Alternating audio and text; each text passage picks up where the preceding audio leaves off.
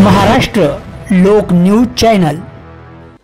शेतकऱ्यांची कर्जमाफी करून मराठवाड्याला समन्यायी पाण्याचे वाटप झाले पाहिजे। भाई जयंत पाटील।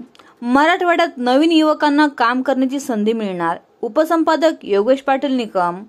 मराठवाडा सातत्याने दुष्काळी झळा सहन करत असतो, तर पश्चिम महाराष्ट्रासह इतर काही भागात महापुरामुळे गावेची गावे पाण्याखाली येतात। वास्तविक मराठवाड्याची हक्काची समन्यायी पाण्याची मागणी अनेक दिवसापासून असताना देवेंद्र फडणवीस आणि भाजपचे काही लोक केवळ मराठवाड्याला समन्यायी पाणी करण्याच्या केवळ वल्गना करून मराठवाड्यातील जनतेला वेड्यात काढण्याचे काम करत आहेत। ही बाब शेतकरी कामगार पक्ष कदापि खपवून घेणार नाही, तर मराठवाड्याला समन्यायी पाणी वाटप झाल्याशिवाय शेतकरी कामगार पक्ष स्वस्थ बसणार नाही, अशी घोषणा शेतकरी कामगार पक्षाचे नेते सरचिटणीस भाई जयंत पाटील साहेब यांनी केली।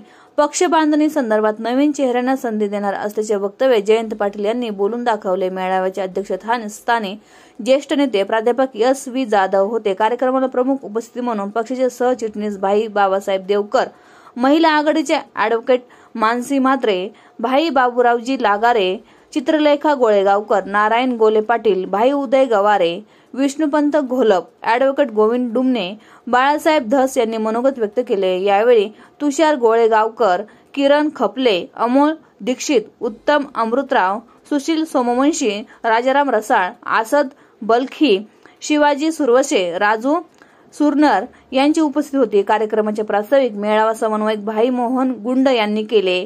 सूत्रसंचालन हनुमंत घाडगे सर यांनी केले, तर आभार प्राध्यापक उमाकांत राठोड यांनी केले। अशोक रोडे, ॲडव्होकेट निखिल बचुटे, मुंजा पांचाळ, मंगेश देशमुख यांनी कार्यक्रमासाठी परिश्रम घेतले।